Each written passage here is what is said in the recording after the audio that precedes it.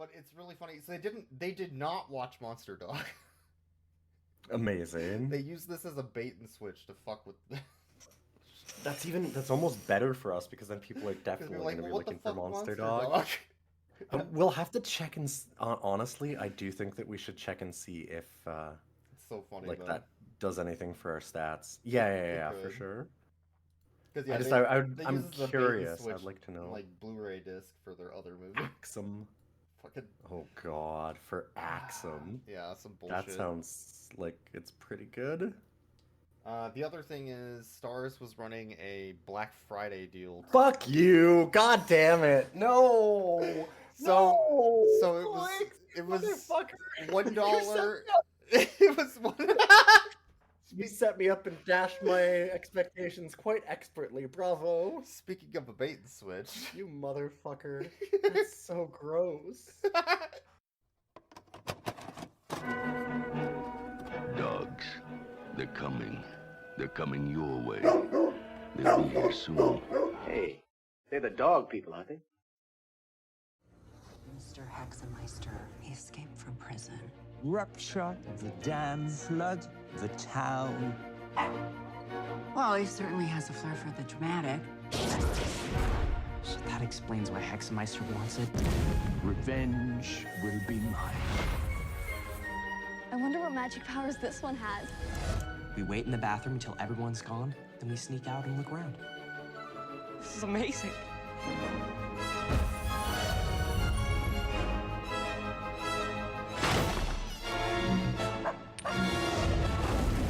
Is this me?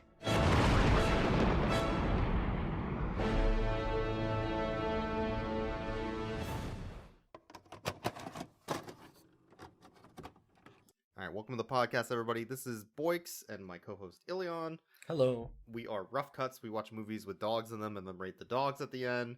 And you know how we said last time it was too expensive?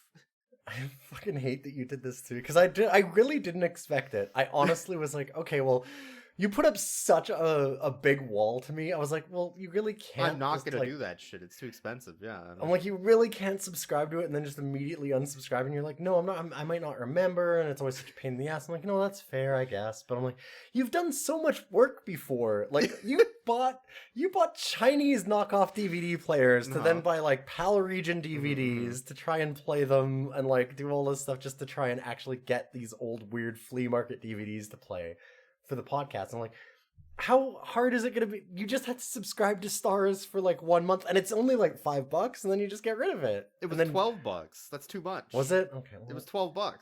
But now that it's finally a holiday deal, fucking asshole. A week later, I really did not expect it. I thought that you'd eventually get to it, but a week.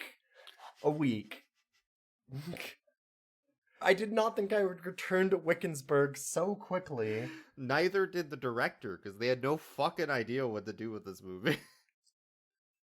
Oh, he knew he would return to Wickensburg. Oh my god. Don't worry, we're gonna return to Wickensburg. Just wait. They have to do a third. They've already set up for it. They wouldn't just do sequel bait and then not do a sequel, right? I mean, the last one was very final with its ending. They threw the radioactive Warlock man in a fucking vat of radioactive shit that was like a 30-foot deep well. And it was very explicit that magic was not real and it was all bullshit. They ungothified his goth girlfriend over it. Like, where are they going to go from there? That was our question. Everything's over. The answer was, I don't know. The answer was, imagine if Scooby-Doo... So, like, the first episode is very much like a Scooby-Doo mystery, right? The first movie, yeah. The first movie. Yeah. The first movie is very much a Scooby-Doo. Like, it's... basically, like a really, really bad Scooby-Doo, but a Scooby-Doo. Because the villain in the first movie is capitalism. It's the realtor that's trying to buy part of the town to use for illicit dump disposal of radioactive waste. Yeah, yeah, that's even like his whole plot. It's not like he's trying to destroy the town. He's trying to make money. He doesn't have anything against the town. He's just trying to make money at it, and he doesn't care who gets hurt in the process. They think that he's magic, but he's just an old He's just billionaire. a guy. He's just a guy. He's just an old billionaire dude. And yeah, then this one, he may have been willing to do a little bit of radioactive dynamite murder, but I mean, yeah, he's just a guy. Who hasn't wanted to do that as a guy? Yeah. So they like rip off the mask, and it's like, oh, he's not actually a warlock. His name just happens to be Hexenmeister, and he's really just the rich capitalist. So it's them pulling off the mask, and even then the girl that's like a Wiccan goes, I don't believe in magic anymore. It was all bullshit. Like, all of our dreams were stupid, and this was just because her magic amulet with the Irish gem of Ireland, which was magic because the potato famine, wasn't magic because it was just some bullshit gem and jewelry that she found that didn't mean anything. It didn't do anything. No, and they test it out afterwards and go, oh yeah, that's just glass. And like, they're like, yeah, you got this at a Spencer's Gifts. Like, this is literal. That's actually what they say, basically. That's almost like, literal. And then this one, they go, fuck, grab that mask, put it back on him. He's actually magic. No, it's fine. Shh, how are we gonna do a sequel? Just make it. No, he's really magic. He's a warlock. It's them like putting this weird skin suit back on the man to pretend that he's magic this time. Is it because of the radiation? Like, honestly, I'd have respected them a little bit if they had done that. I thought the radiation was that would have been irrelevant. a fun thing to do. It was irrelevant to anything. The only thing that happened is he got literally like some boils on his face. I feel like he had those. Didn't he have those? He didn't have those in the first, but like, it was irrelevant. It didn't mean anything. It didn't mean anything. It didn't do anything. Absolutely nothing from the first movie carried over at all. And in fact, if anything, it fully undermines every single part of this movie. Yeah, like, it sure does. It's so good. I wish that they had done, like, the worst thing is that, yeah, like, fine, they're doing it just to make money, to make another movie, although that's a very funny joke that you showed me. It was a tax break. Yeah. God, this movie. I mean, who knows if this is real, but it cost 1.9 million Canadian, estimated, yeah. which is about 1.35 million Americans, somewhere around there. Somewhere around there. Yeah. Probably 1.3. And the gross payout of the film was $233. Supposedly, yeah. Supposedly, total. This is IMDb. I don't know that I'd believe it, but also it sounds reasonable for this. It sounds reasonable. So like that has to be like we're writing it off on our taxes. Most companies would not release the film afterwards, though. Like that Looney Tunes, Wile E. Coyote movie that got bullied into coming out. Yes, yeah, the Acme versus Coyote or whatever. Like they should have done. Return to Wickensburg should have been an Acme versus Coyote tax write-off, but they actually released it on Starz. It's a premium subscription-only product. God, it's wild. This guy has been releasing stuff for Starz for a while, and HBO Max. All of his movies come out on HBO Max and Starz as premium. He has to have a contract then, right? I mean, that's gotta be it. I think that's how they're making the money for this thing, is they're paying him.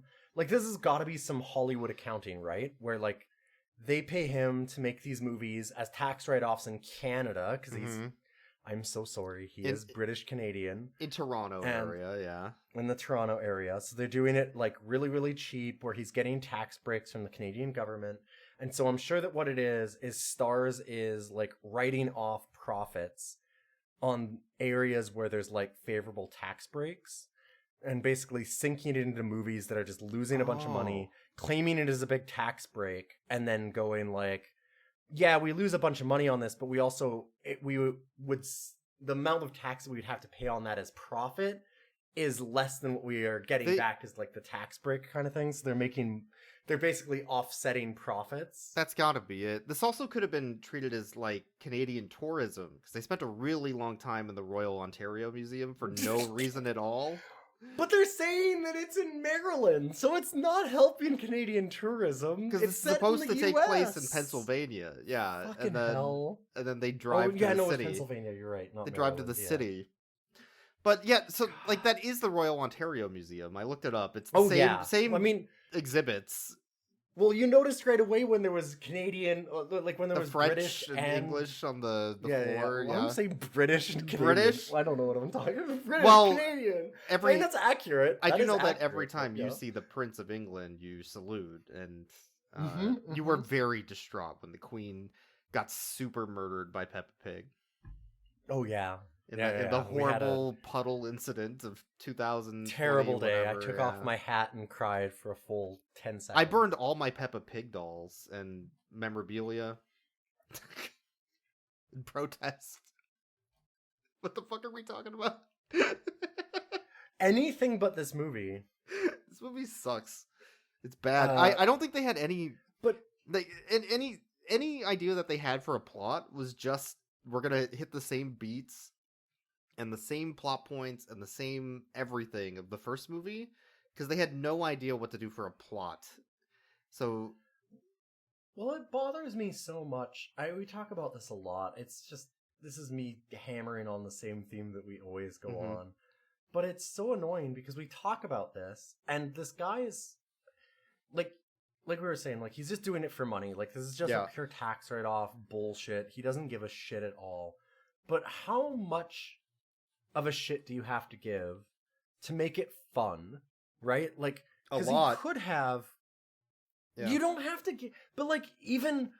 Because I would have respected, like, because we were talking about the idea of they just go, oops, actually, we should make it magic, fuck. And just they basically could do ignore something everything with that happened in the first movie. Yeah. Well, like we said, how much more would you respect this film if it just had even the tiniest bit of fun and said, uh-oh, well, when you threw him into the radioactive waste, he became magic. Yeah, he became a radioactive Henry Ford, is what we were saying, and that would be very funny.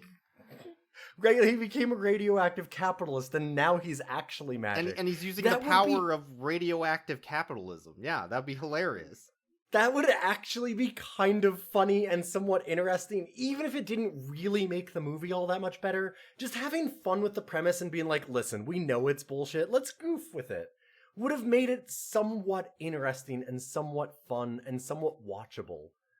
And instead it's just like, I don't know, put some fucking shit on the screen. And it's like... It's very cynical. It's very cynical. And instead of doing radioactive capitalism, man, they just did the mom and his Hexenmeister's family were at war for generations, and it's because they're warlocks and witches, and they know magic, and they fight. And the mom knew this the whole time, but she didn't tell anyone because she's a witch, and she didn't want to tell anyone that she's a witch. And they grew up for generations in this town, except that in the first movie, they just moved to this town like that day because they moved that from town the big city going to a small city. The mom's dad or whatever died, and they were moving into the house. It's it's something like that. It's something like that. It's so fucking stupid that, like, yeah, she was a reporter, and now in this one, she's not a reporter either. She's in an office that just says manager, and they never explain anything else about her. Sorry, manager. Manager tips Fedora. I also think that maybe she was like the head manager of a local Target or something. Yeah, that's what it looks like. She's like in the back room of the Target, and somebody's like, oh no, somebody shoplifted a candy bar. Better go shoot him with a gun. Like, that's what they're talking about the whole time. But the first movie, like... It's a badly done version of that. It's the badly done version of the Scooby-Doo. But the whole point is that she is out solving the mystery. Well, the kids are also. She's a crack reporter. She's a reporter. Yeah. She's actually studying and doing things. Like, they give her... I hate that this is making me retroactively like the first movie so much more. Well, it's more because cohesive. The first movie actually has a fucking point. It's badly done, but it's there. They had a script with an actual plot that led from one thing to the next. Even though... And has, like, themes. Even though at the end it was all, oh, we were just fucking with you. That was all bullshit. At least it had some sort of cohesion. But I think that the fucking with you bullshit was even kind of a theme in that, like, it does the Scooby-Doo thing. Like, the mom is doing legitimate reporting the whole time, and it's only the kids that are having this mass hallucination that it's all magic. So it's and as a kid's like they film, kind of, that's fine, right? Like stoke yeah, the they kind of imagination. go off on like the Scooby-Doo thing. They're like, oh hey, you know, like they had an imagination, but realistically, sometimes it's a more mundane answer, and it kind of goes with that and does a thing with it. And then this one just, it goes in so many directions at different times and for no reason whatsoever. Like, so there's the Wiccan girlfriend in the first one who's like this trad goth. Yes. She's wearing, so she's goth, but it's such a funny version of goth. Like, the director does not understand what they mean when they go goth. They're like, oh, well, that means they dress in dark clothes, right? And it's like, yeah.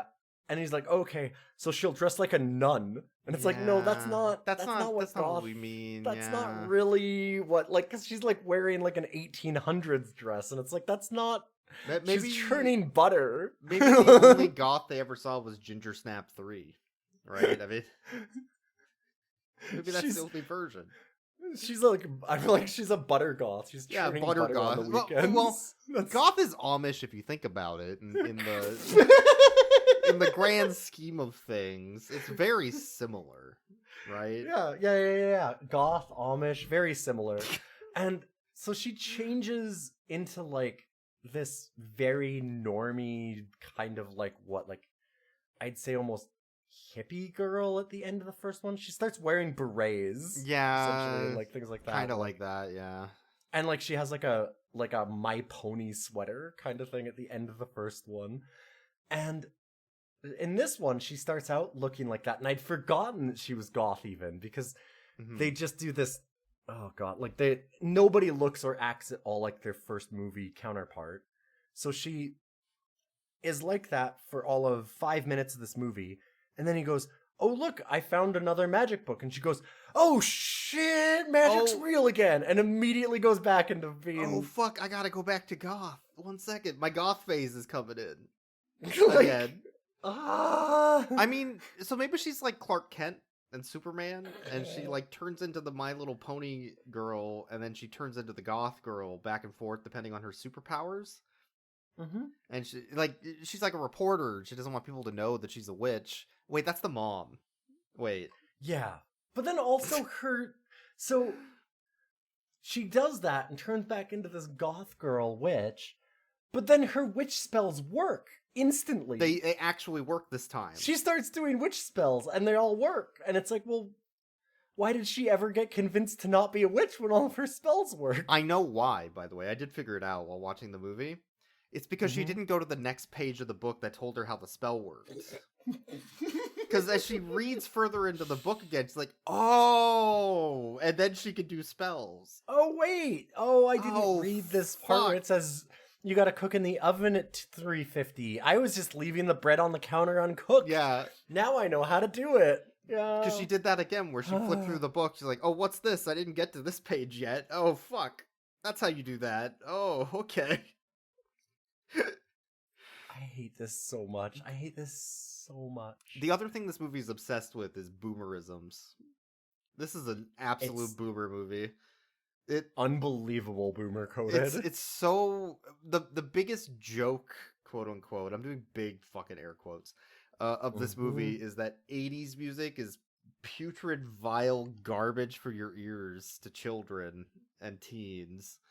Because they don't understand real music. They don't understand real music like Van Halen from the and 80s. Duran and all the cool things that I grew up with.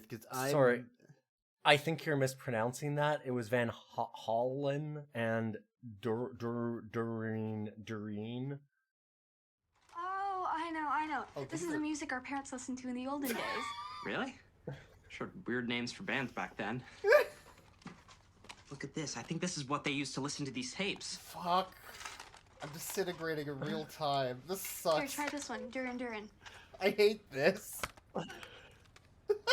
I mean, some of these mispronunciations I can get, but no, you're telling me this... No, fuck you. Fuck you. Put it in You're telling me this kid doesn't know what AC/DC is? Get out of here. Jesus Christ. All I know is it makes me vomit blood when I listen to it, and that's pretty bad. I don't... But it's so obsessed. That is a literal scene at the beginning of this, is the kids finding tapes and going, Doreen, what is this? It's so fucking obsessed with this fact that kids are stupid and that they don't know music, to the point where one of the teens gets the cassettes and opens up a Walkman, a sports Walkman. You can tell it's yellow because it has the little latch that opens up and into the Walkman. And it's really fucking obvious how to put the tape in. It's so fucking obvious how to put the tape in because it only goes in one way and it has fucking bars that connect into the tape. And this is like the same as like giving a kid a Game Boy and looking like, oh, these kids don't know how this fucking thing works. They're trying to touch the screen like a phone. Oh, idiot kids. And he's like fumbling with the tape and like, what are you doing? Well, the thing about that as a thing that like boomers do with their kids or millennials do with their kids when they have like, giving them a Game Boy and then they're like, oh, they're trying to touch the screen. Ha ha ha. They do that when they're like 6 or 8. Yeah.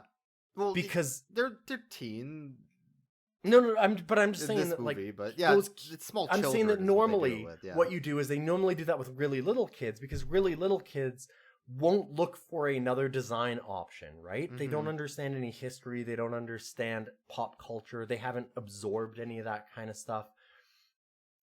This kid is like 17 at this point.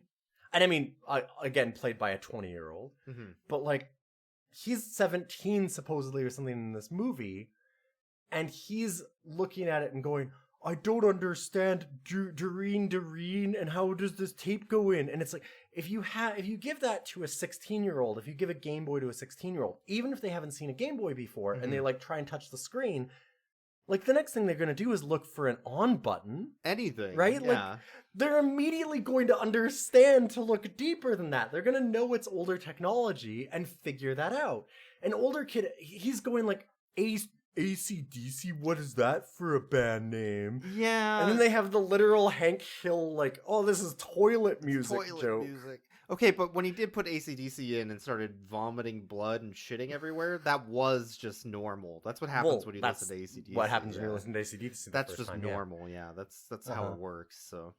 It's ear poison. I mean, every song's the same, so it doesn't matter which AC/DC song they listen to. No, it really doesn't. It only takes about 1 second to do it, too. It's like all of 0.1 second he puts it on, and he literally seizes. He has like a full-on seizure, his eyes rolling back in his head, and he's like screaming. Yeah. Because of Duran Duran. What? He's seizing. Oh no, this is an episode of House accidentally. Oh my goodness, that is the most horrible thing I have ever heard. It sounds like cats being tortured. What? Oh wow, I had no idea the olden days music was so bad. Oh, they're eating Duran Duran. Spraga doesn't like it either. What is this movie? This is nothing. Come on, look at the rest of the stuff later. This is the most boomer shit I have ever seen. This is so bad. Why Duran Duran? Why of all fucking bands? They picked. They could have picked. They have Van Halen and AC/DC and all these things there, and they picked Duran Duran. They could have even made like a satanic joke, like throw some Ozzy in there or something. Like, I don't know. Well, why not just do the actual? If you're gonna do that joke, why not actually pay? As stupid as it is, why not pay some homage to the Back to the Future thing and do the Van Halen? Or Van Halen, or hear me out. Use part of your 1.9 million Canadian budget to pay for the artists to put that actual song into your movie that you're referencing, so that we, the audience, know what you're talking about. Well, but they couldn't do that with Duran Duran because Duran Duran is just music, and so they realize immediately that no kid would be like, oh, because they saw it and start like twitching on the floor. Yeah, screaming. If they were playing something actually vomit-inducing, like Ween, I mean, maybe. But... Right, yeah, right. You'd have to actually play some real music, like some real trash. Put in some Ween. You know, put in the first chords of Thunderstruck. There you go. Bam. Sense. Instantly vomiting. Yeah, why were they so obsessed with 80s music being the... But then that becomes a big thing throughout the whole movie where everybody's like, what? These kids don't like music from the 80s? Like, that's like a bonding moment between her and the main villain. She's gonna fuck Hexenmeister because they both listen to Duran Duran. That was what they were implying. It was her and her, uncle boyfriend that were what is up with the uncle boyfriend? Uncle boyfriend? Okay, so in the first movie, the uncle dad was like at least sort of understandable, but still kind of fucking weird and funny. And in this movie, and he was only in for about 30 seconds. It was 30 seconds, and he was just there to like talk about plot, and that was it basically. And, yes. And in this movie, he's just always with her in every scene, gently touching her thigh, and like nibbling her ear, and you're like, what the fuck is happening? And then they're eating. He's like leaning in on the couch with her. And they're eating their books like over her shoulder, casserole slop together, and like Lady and the Tramping the casserole, like the green bean casserole with one bean on each side. I'm not going to your American Thanksgiving, boys. This sounds way too. It's like, why would they do it? Why'd they have to introduce incest like into the? There's no way they're not. They're making innuendo about going to the office together to like late at night, and I'm like, what are you talking about? There's a lot of really weird sexual tension that they have between Denise Richards and Uncle. And sorry, not her uncle, her brother. Her brother. Like, it's very much her brother. And it's like, what? It's just, why? Like, they really wanted a father figure for this movie, which has Christian undertones. And they, because they killed the dad in his military plane, who he narrowly avoided running into a bunch of civilians by crashing it into somewhere else where there was nobody, thankfully. He's a hero, a war hero. My dick is so hard, and I'm saluting that man. They retroactively change that too. They do. They change everything. They've thrown out the entire first movie. It's amazing. But they wanted a father figure so bad that they threw in the uncle. But because he's so close to the mom, it comes across completely wrong. Oh yeah. I don't know. It's when I call him the Folgers uncle, it really does have the Folgers ad vibe to it as why. Exactly that Christmas Folgers ad. It's 100% that. It's because it's like, oh, you're my brother. Hey, do you want to go downstairs? And it's like, oh, why are they saying it like that? Why did you brother and sister don't talk like this? Why would you emphasize it that way? Hey, you wanna spend some time in my room today? And it's like, oh, what? No.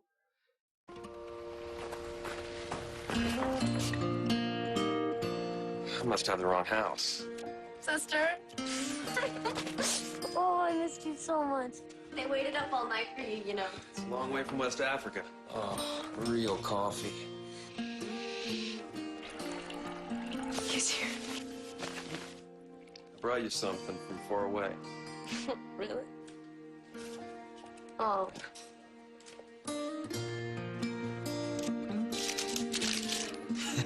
What are you doing? You're my present this year. The best part of waking up is Folgers in your cup. Anyway, so Hexenmeister in the first weird. movie was arrested for trying to blow up the mine full of toxic waste from nuclear facilities nearby that they were dumping it into. So that he could hide it. So he could hide it, but he was going to blow it up so everybody knew it was there, and then they wouldn't go in there after he killed the reporter. And then they sued him for illegally dumping all this waste, which was a great plan. Sure. But he got sent to Alcatraz, which is a museum. Oh, great, yes. Alcatraz is a museum. It is not... Our fucking president also doesn't know this, by the way. Fucking moron. It's a museum. These goddamn idiots can't reopen a museum and make it a prison again. It's not serviceable. No, like, it's rotted out. Like, it's like... We're talking about like 40-some years plus of neglect. Like, this thing is... it's just a rotted out old shell. But he's such an evil, evil capitalist that they had to reopen Alcatraz to put him in it. They reopened it for him. Yes, she goes, what do you mean Alcatraz? Like, I love it because we went... At the same time that we went, what the fuck, he escaped from Alcatraz? And these Richards goes, Alcatraz? And her underling goes, he was so smart and so evil, they reopened it for him? Which I also find funny that the underling knows this, like this random woman that works for her. but not Denise Richards, the person directly responsible for capturing him, and as it turns out much later on, is now retroactively part of a warring Warlock family. She's not even Italian. She doesn't even run a restaurant. She doesn't know spaghetti or nothing. None of this. Like, it makes no fucking sense. Okay, she can't even cast Postra Nordstrom at him or whatever. Hey, boss. I just heard on the news that a Hexenmeister escaped from Alcatraz. Escaped?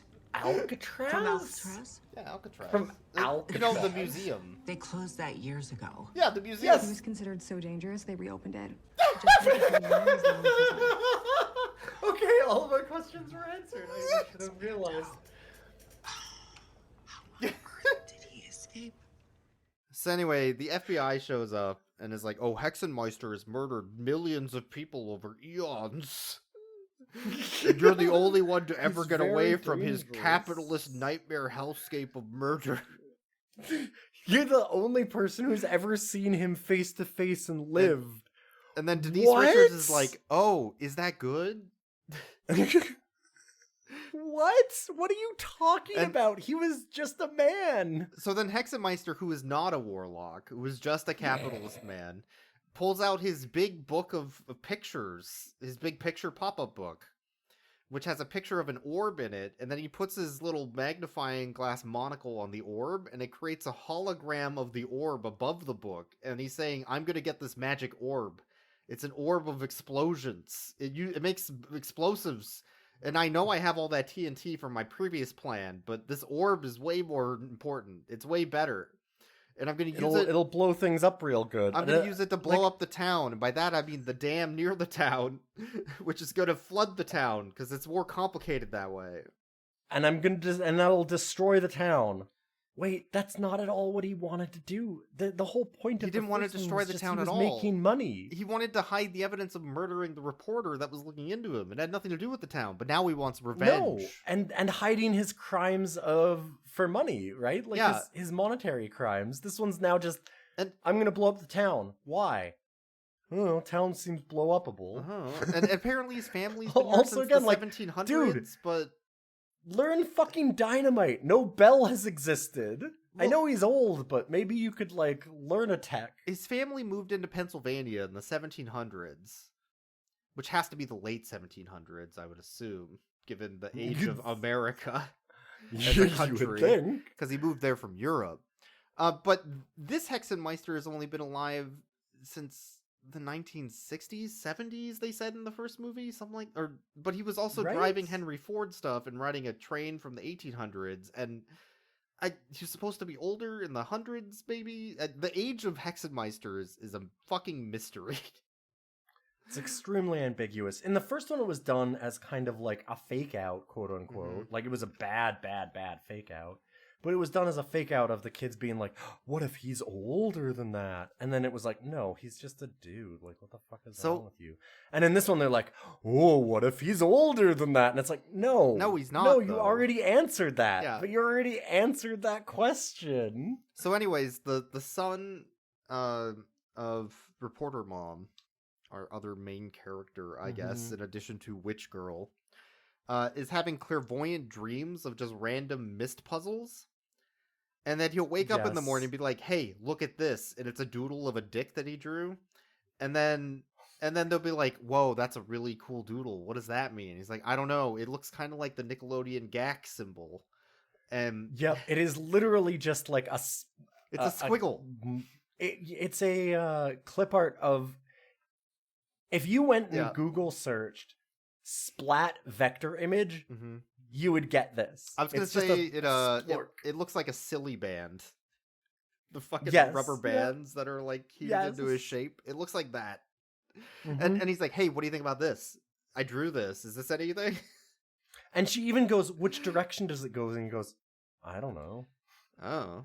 And so it's like, what the fuck is this? This is nothing. And how does that random blob he drew have to do with anything? Oh, because they went to go get ice cream in the park later, and on the back of the ice cream stall is a map of fishing locations in the area. Fishing it's the tackle and bait / ice cream stall. As they're looking at the fishing spots, they're like, whoa, that looks like the squiggle you drew, that island there in the middle of the lake. In my fishing ice cream store. We are forgetting one thing about that part, which is very important, because it's the literal only reason that I can think of for another main character to exist. And that is because the sister cousin of Goth Girl, I think it's the older Dommy Mommy girl. Yeah. Well, she's not older, though. She is the Dommy Mommy, she's supposed to be an older sister. Is she supposed to be older? Yeah. I don't think she's supposed to be older because they're the same age. And also, so girlfriend is already like 16, 17. This trad goth girlfriend. Trad goth girlfriend, yeah. And he... What the fuck are we talking about? So he's with trad goth girlfriend, and then he sees older goth Dommy Mommy come by, and he goes, ooh, who's she? She's hot. In front of his current trad goth girlfriend. And she goes, oh, that's my gross sister. And she's like eating an ice cream, and that makes them think of ice cream. And they go to that. But she's an important character in the most air quotes that I can possibly put. So the Dommy Mommy older sister that's the same age as the Willow witch sister. Why does she need somebody looking after her? She's already like 16, 17. She looks like somebody that says that she's an old soul and she listens to country and she's looking for her cowboy man. Yes. While her house is covered in like blue and white speckled country bullshit.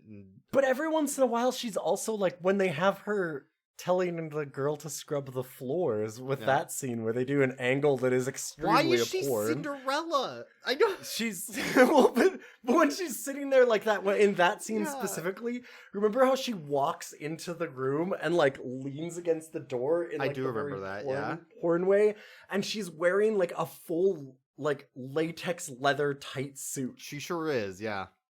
What was up with that? Sometimes she's dressing like she's the country girl, and sometimes she's Dommy Mommy goth girl. Yeah, so anyway, Willow, after finding the squiggle that matches the fishing location... You're like, I don't want to talk about this character anymore. For the sake of bass fishing. Ooh, a big one! Finds Charlie Brown from the first movie, are really... God, and he shows up for 5 minutes. I forgot about that. That fucking shithead.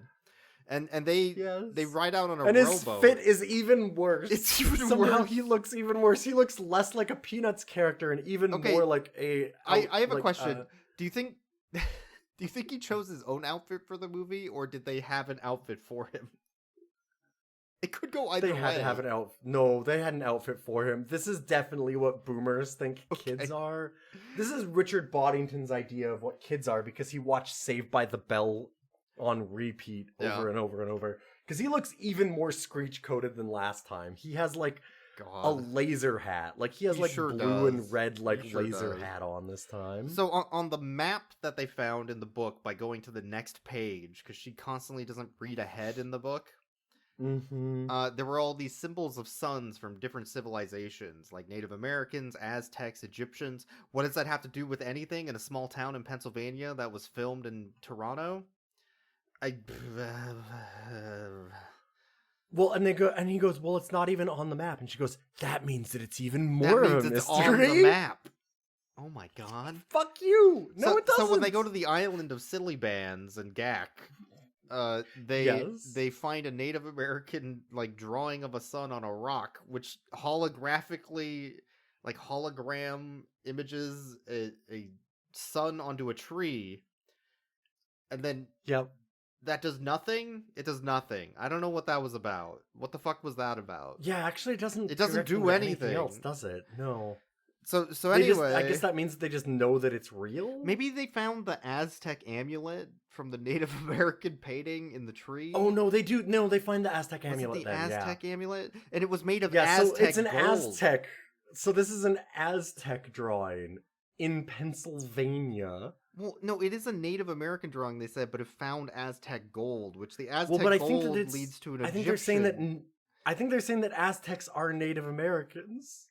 I think that's what he's saying. I think that's what Richard Boddington did. No, well, because they dig it up from the yard later as an ancient indigenous thing. They dig up an Aztec box. Do they think all civilizations that are old are the same? Is that what you're? Is it racism, but in a weird way? Is that what you're telling me? Well, like this is very much. I don't understand how it's done. This is written by a British Canadian because this very much has the like, oh well. Where did it come from? And it's like Mexico, and they just have all of everything south of the U.S. is Mexico. It's like, well, yeah, there's like island Mexico, and there's soccer Mexico, and there's other soccer Mexico, and other soccer Mexico, and other soccer Mexico. Yeah, you're right. You're right. That is fucking weird. Yeah. I don't. It's totally. Why it's is just it all soccer these Mexico? different civilizations of suns, but none of them relate to anything, and they all just kind of lead to each other in weird ways that don't. What were they doing? So anyway, the Aztec gold amulet, I guess leads them on a trip to, of course, the Royal Ontario Museum in Toronto. So that they can walk around the museum for a while, showing you all the cool exhibits you can go to if you visit Toronto. And the whole time, the Wiccan Willow is wandering around and looking at all the taxidermy and being like, oh my god, the taxidermy's so cute! Wow, I love dead animals. I love dead animals! So then the hologram of Hexenmeister shows up, I guess, and scares them. Yes, he mentally projects himself there. They call that afterwards. They're like, wait, maybe he can mentally project himself. But he never does it again. Why did that happen? And it was just their excuse for, wait, how was he there? Well, he was also there. And they go, maybe he can mentally project himself. So then they get saved by the janitor of the Royal Ontario Museum. Oh, God. And the janitor's like taking off his hat. He's like, that's right, I'm the janitor. And he takes off his hat, and then everybody looks at him, and then the audience looks at him. Goes. And then we're like, who the fuck is this guy? Yeah, nobody knows, except suddenly Tradgoth girlfriend goes, oh, you're real? And then the other main character's like, no, who the fuck is this guy? I've never seen this guy in my life. No, he's never been in the movies. What are you talking about? She goes, he's a professor. Yeah. Which she knows because she's into professors? Well, so she worked at the local museum at their very small hometown of 3,000 people.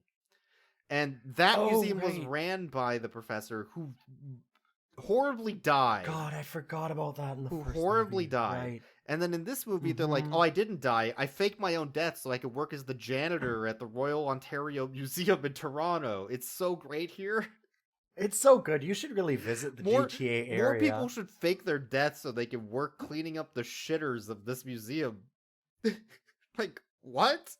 Anyway, you have a quest. Go. Leave. How does he know? He's a janitor. I don't know. So the whole time they're at the museum, though, they were recording on their Super 6-7 camera that they got from the dead that he found in the dead dad's trunk. Yes. And they have to stop it frame by frame, going very slowly, so they can see the hieroglyphics that get cast onto the wall using their Aztec amulet at the museum, which they then take a screenshot of with their cell phone. Are you seeing that they could have maybe why did they need the Super 8 camera? They had a cell phone that could take video. They throw it out after that. They never use it again. They never use that camera again. What was the point of the camera? It was just nostalgia baiting for boomers about so cameras. 80s. What? But it's so 80s. Well, maybe the film was bad and it just had the hieroglyphics already on it, and they caught it on the one frame where it had like deteriorated in the box. Right? That's possible. Anyway, the hieroglyphics spell out Celine because they find a thing online using their phone about how to translate hieroglyphics from a mist puzzle. And they solve it, and it says Celine. The ancient Aztecs know about Celine's. Dion. Celine Dion. The name, yeah. Yeah. Oh, French Canadian, hold up. It's all coming up. Was that the peanut butter solution? Wait. Well, she's anti-peanut buttering solutioning her. She's anti-peanut butter mommy solutioning Cinderella her mom. Dummy mom Cinderella sister mom. Yeah, that is weird. There is so much because she has her hair falling out from a curse that she cast her, which she then uses to get her hair to give her another curse and voodoo doll her. Yeah, she does do that, huh? That's weird. And she doesn't twist the neck, but she thinks about it. Yep. To kill her. Anyways. Yeah, she has learned the art of the harem scarum, is what we learned in this movie. Yeah. So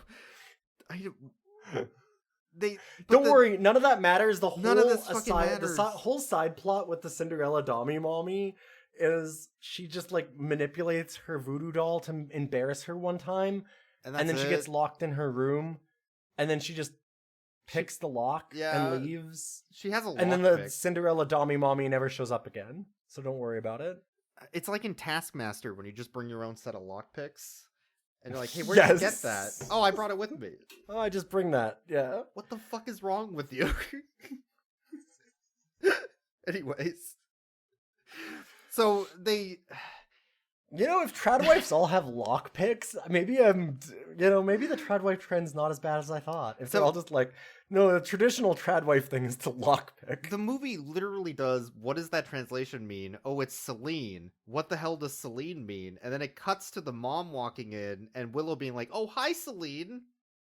It's like a fucking The Room scene of like, oh hi, Johnny. And then all of them look at the camera. There's evil within, too. Yeah. So turn to camera. Apparently the mom's involved. So they go in to the dad's trunk again and start digging through shit and finding all these photos. And they find an actor... like a headshot that they use of Denise Richards to send out to agencies to be like, hire my actor for your movie. And she's wearing this amulet that's a solid gold Aztec amulet or whatever. That's different than the one they already found. Definitely not a giant Flava Flav style watch. It has a fucking bike chain like fucking neck on it. It looks so bad, like a rapper amulet or something. It's really terrible. So it's huge too. Like it's again, huge. like it's a Flava Flav kind of amulet. Like it's amazing. So then they go digging around in her jewelry to sell to a local pawn shop so they can buy an amulet that looks like that. No, they find it in her jewelry. She's not even hiding it. She just has it. It's just in her box. And they steal her magic amulet of ancient Egyptian magic or whatever. I guess. And then the son has another clairvoyant dream of some stones that were 3D animated in the 90s. And they use that to be like, oh, stones? I know where there's stones. It has to be right here on your house property. Let's go digging in your backyard. You'll find it, I'm sure. So they decide that they need to dig around the backyard, and that means they need to get, that's right, rakes. Yeah, they start doing yard work. It's exciting. They just start raking, and it's like, wait, but it's Barry. Why would you rake? And also the dog finds it anyway. But then the dog finds it anyway, and the place that the dog finds it is very fucking funny to me, because it's great. By the way, did we mention there's a dog in this movie? A what? There's a dog in this movie. Oh. Sprocket comes in and saves the day, goes into the flower bed, and literally 1 inch away from the newly planted flowers, digs about like a half an inch under the soil and finds the ancient Aztec rock. Yeah, so underneath the ancient Aztec rock, which was very clean because it looked like it had been there minutes, maybe hours. And they dig up and find a box, an ancient box, which has the same symbol as the cool gold wrapper medallion that the mom has. And they pull out the box. A millennia-old iron strong. They call it a millennium-old iron strong box with brass buttons. From the Aztecs. Millennial old. What? Well, it's millennial old. See, it's from the 80s. It's old like millennials. 1930s at best. If I had to date the way that thing looked. At absolute best. Absolute best.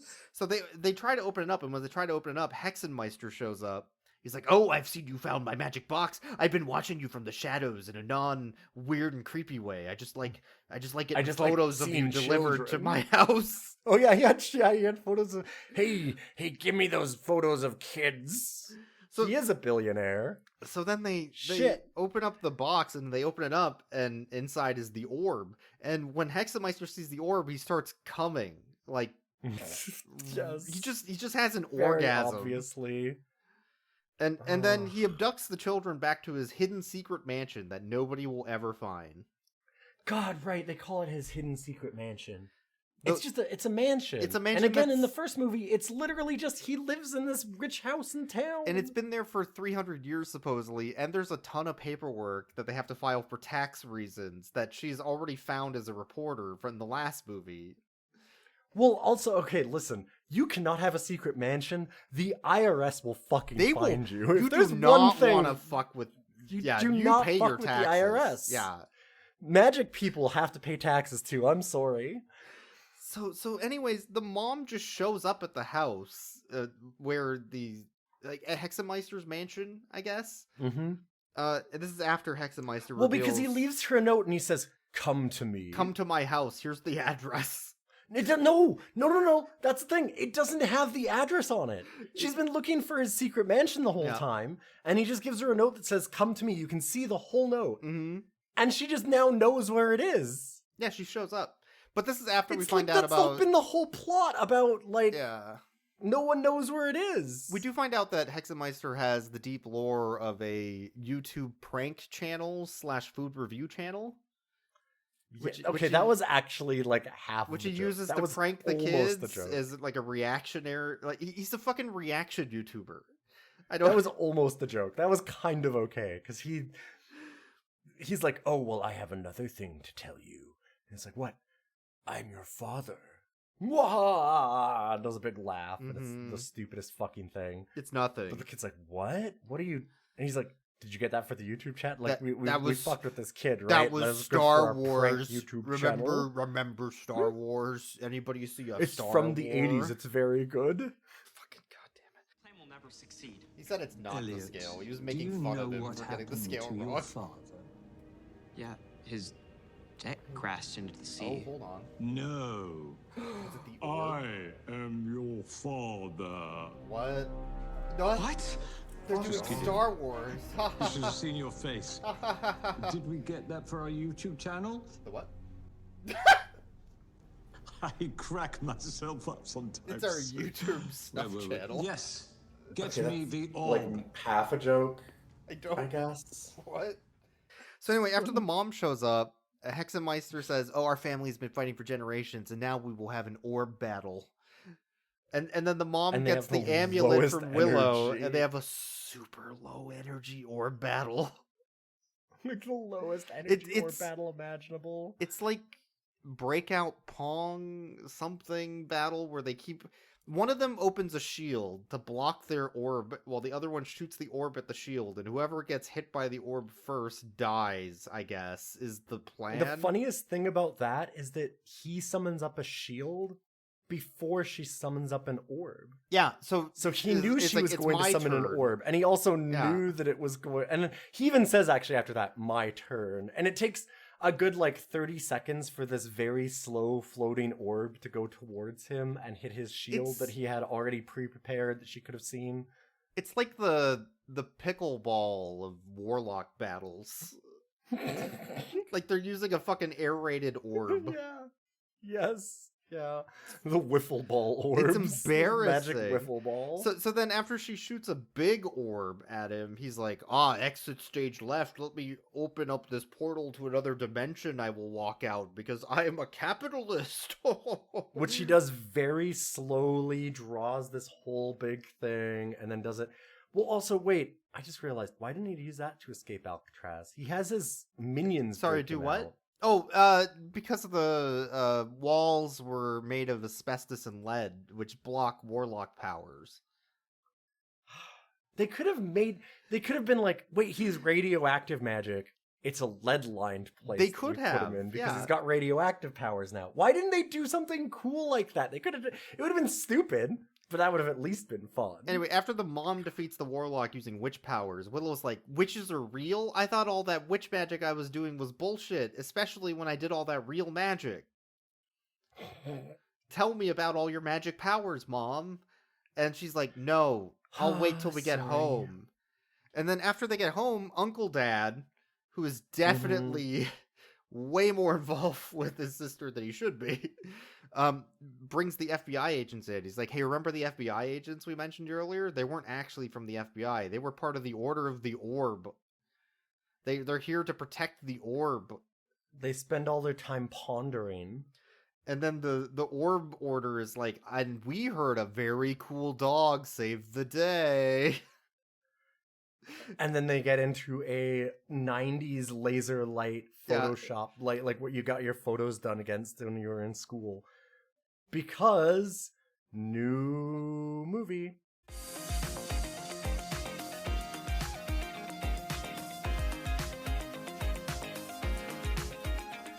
It looks so bad. So the dog saved the day, by the way, by stealing the orb and leaving, and then coming back later and be like, "Oh, sorry, I was just fucking around. I'm just a dog." Guess what, everybody? There's another movie. Yeah, the weird music video thing that they did, by the way, with like all the actors just dancing in front of a green screen, kind of reminded me of, I think there was like a karaoke music video joke video that was going around. It's part of like a series. Was it Breaking Bad? 4, 3, 2, 1, Earth below us, drifting, falling, floating, weightless, calling, calling home. Or I think Control had something like that too, like the video game Control, where they just had like a joke karaoke thing with dancing. I'll have to look it up later, but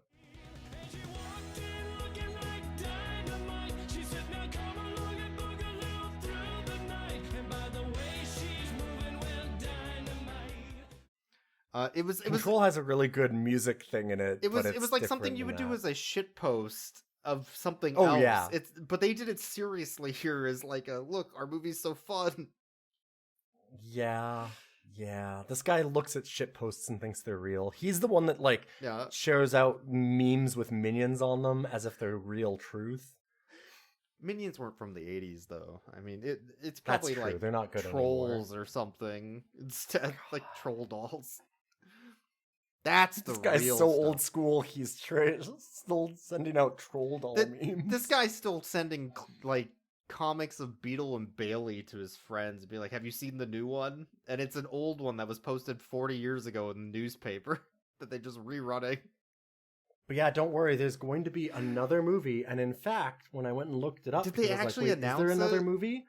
I read some stuff and didn't read it to Boyks at the end of our watch because I was like, wait a minute, I should save this. And on the Wikipedia it says in 2024, Boddington completed 2 new feature films: Secrets of Wickensburg, the 3rd installment in the Wickensburg franchise, and L.A. Jesus. L.A. Jesus tells the story of a troubled executive who meets a homeless man on Venice Beach who claims to be Jesus Christ. Both films are set for a 2025 release. In March 2025, Boddington was awarded Best Director at the New York City International Film Festival for his direction of L.A. Jesus. In August 2025, Boddington won Best Narrative Feature Film at the World Film Festival in Cannes for L.A. Jesus.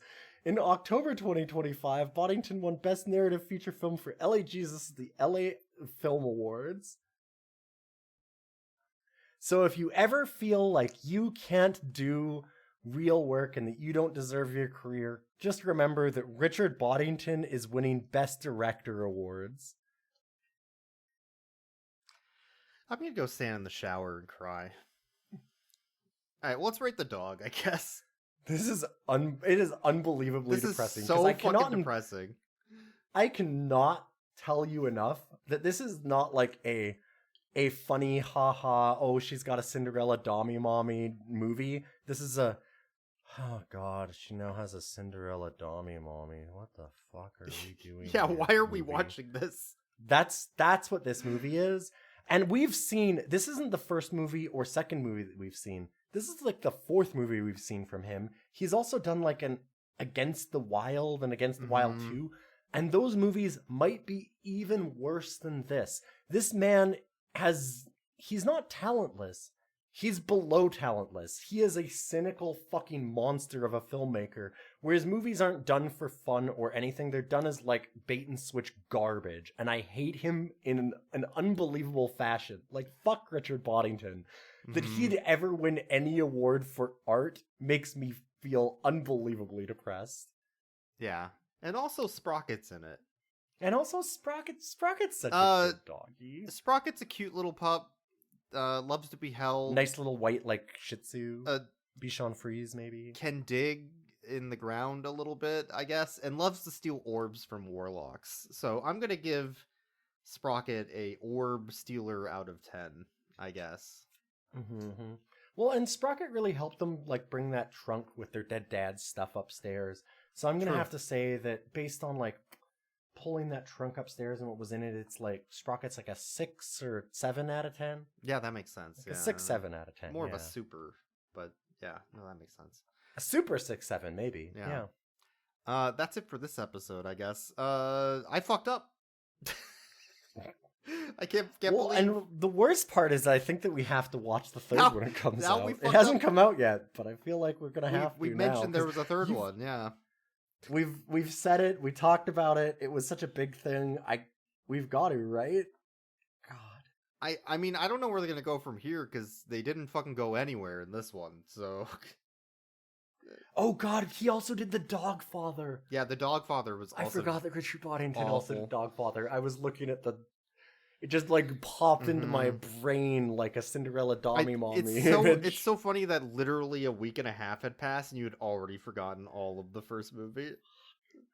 That's how it's nothing unbelievably it was. Forgettable. That's the thing. All of his movies are very not memorable in any way at all. Anyway, you can support us on Patreon. We do appreciate it. It helps me buy Black Friday Friday to deals buy stars to watch this pile of shit that I'm to specifically punish me for some reason. You can follow us on Blue Sky at Rough Cuts. You can email us at roughcutscast@gmail.com if you have anything you want to send us that is not extra copies of Return to Wickensburg. Oh God, please! If you send me a copy of Return to Wickensburg, I will find your address. This is never getting a specific. I have a very specific set of skills, and I will search you, and I will find you. This movie made $233. And I will make you listen to Duran. It did not get a physical release. I think we're safe. So no, it did not. No, there's no way. This was a premium product to sell Stars subscriptions. It worked technically. I guess. Technically, it worked at least once in that capacity. So Yep. Who's to say if they were wrong or right? I'm gonna go be a sad person touching a wall. I'm gonna go drink a shower beer. I better know what that's for. The medallion, please. Better know what that's for. eBay. Making money. Selling that shit. These kids don't know eBay. All they know is like Super 8 and cassette and Duran. Sorry, Duran. They don't know Super 8. They know Super 6, 7. Fuck. God, I walked into it. Dog. Oh, I hate that dog. My whole life ruined by dogs.